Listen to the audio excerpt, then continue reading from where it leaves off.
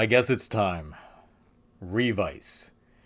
The anniversary writer show from last year that started with a bang, fizzled out in the middle, and hit us with a lackluster end. The show that gave us a lead that felt like a background character in their own show. Side characters that were propelled to the forefront and then written into corners that led them into paths that were indeed a last-second addition. And let me not get started with the amount of suits that had to die so that others could be made. Well, there's other content that came out to supplement this mismatch of a season, some of which I kinda wanted to cover, others that I was fine not knowing were a thing. And even though it's spring, summertime is on its way soon, and usually that means summer films, right? Well, last year, in came Revice with the Battle Familia film. But we live in an era where there's so much side stories to the side stories, which leads us to Birth of Chimera, Toei Tokusatsu Fan Club's side film, that due to the platform that it's on, has some creative liberties on what can be shown. This short prelude to the summer film is, in my opinion, one of the best things to come out of this series' side content. Yes, I'm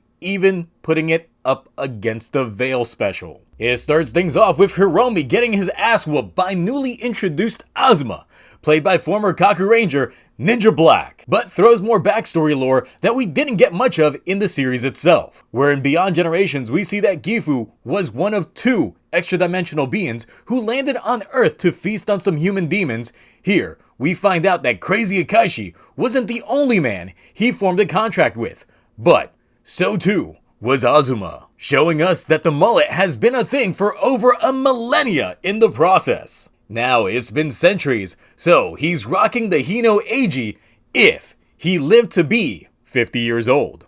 Too soon? Too soon? Look, you've had a year. Calm down. All this while George tries developing a new writer system that doesn't rely on demon energy, or Gifu's eyes, that for some reason they got after defeating him. How? I have no idea. Also, he had eyes under there?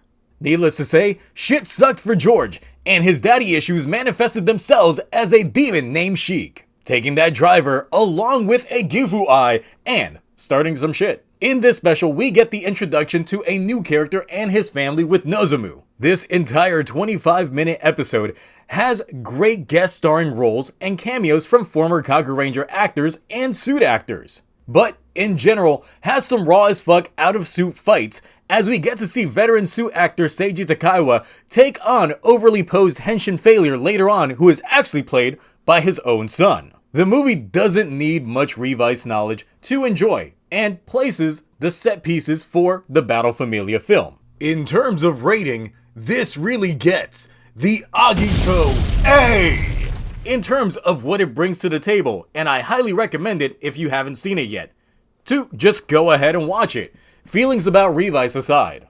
Moving on from there brings us to Battle Familia. The previous special and this movie all take place between the end of the Gifu arc of Revice and right before the Juga arc, and also released theatrically before then. So there's inconsistencies between it and what you get in the show. Yukimi and Genta go on vacation while running into Nozomu from the previous special, when fresh cut and freshly washed Azuma hijacks their plane and takes them to his base. A really large abandoned military base that's smack dab in the middle of the city for like the last 25 years, that no one has acknowledged before, and that city or government officials never bothered to do anything with. Neat. Hiromi was rocking the casual biker fit last special, but this time he means business because he's got the gun showing. And he's got an extra set of canisters so the Igarashis can join into the gun show. Yes, and Iki is still in the side shot even though this is his movie. Damn, sucks to suck. I gotta say though, this Noah base interior sure has way more personality and scale than the Noah facilities shown in the Veil specials. You know, when Noah was at their peak, we're just gonna ignore that. I guess so. Remember the Mighty Morphin Power Rangers movie and how unnecessary their skydiving scene was in the beginning of the movie? And it was just there to look cool. Here's the Revice equivalent with the budget of a sixth of that. All that just to bust in to get their parents. But it's exactly what Azuma wants, transforming into Daimon and proceeding to wreck face, snatching up the siblings' demons and turning Love Cove into... The fuck is that? Look, the Battle Familia film was a little bit of a mess of a film for me. The best part of it was actually Iki getting some out-of-suit fighting with Azuma. Finally, someone in this series that actually acknowledges that Iki is a thing, as opposed to the show where the dead men only cared about Kagero and Sakura, Akaishi who only cared about Daiji, and even organizations like Weekend that also only cared about Sakura. Here we get that glimmer of main character status for Iki. Also, Sheik as a villain was pretty mid. Then there's this whole Yukimi summoning up her angel from out of nowhere in the need to protect her family. Nah. Y'all should have given that woman a driver and kit bashed some other suit into a monstrosity. Because instead, we get the debacle that is Kamen Rider Igarashi. The product of the aforementioned angel, this Vice Stamps unites the siblings in a way found taboo in most countries. From minute 24:57 seconds to 27:34, we get this whole ass suit made for that bit of a fight, which was still only used sparingly within that time. Someone spent days making that suit. Personally, I'd be insulted. At least recolor that shit and give that to Yukimi. Whatever. Nozomu does get some time to shine in this film, but once again, that moment is pretty minimal and they focus more on him interacting with the Igarashi family. Hana and Tamaki get the classic dead man's drip to appease Ortega, only to transform into their terrible rider forms not even a minute later. This film was a film indeed. A little over an hour long, but I think having this film take place further up in the timeline before the events of the series had even gotten that far yet hurt it in a way. Evolti Live was not in the thought process here. Once again, the whole Gifu Ai thing. The angel that was never seen after and kinda had no real lead up. And then, the Igarashi form. Overall, this film exists as just a thing that happened and it's a C for me. And that's it. That's everything Revice film related. Look, I know who it is. I'm not answering. Not again. You knocked before, not this time. I don't have to ask permission anymore. I've got this ninja buckle. Ninja buckle doesn't work that way. Look, why do you keep doing this? You know I'm done with you. Look, we made a contract. And you're talking Revice. That's kinda my thing. What contract? I don't remember signing anything. Really? Love Cove. Your love for that plush is the whole reason for my being. Turbo, that contract's done then. What do you mean? It may not be life-size, but it's lived up to the hype of being a background object. Barely seen in most of the videos.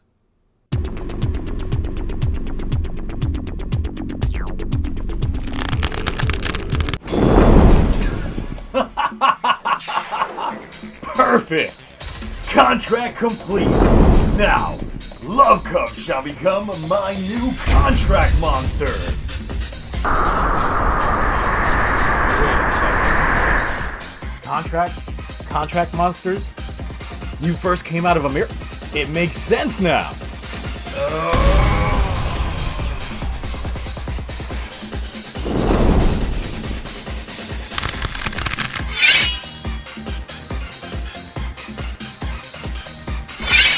Yes! I've been upgraded yet again!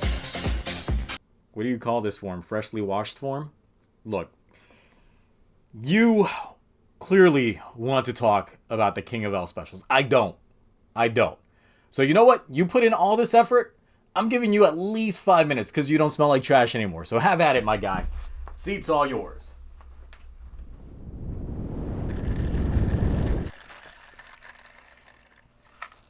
It's everything I ever wanted! Intro! Shift into turbo! Geets in my sheets. Keeping this for later. Revice returned this year with a film installment that makes the runtime of Battle Familia seem like child's play.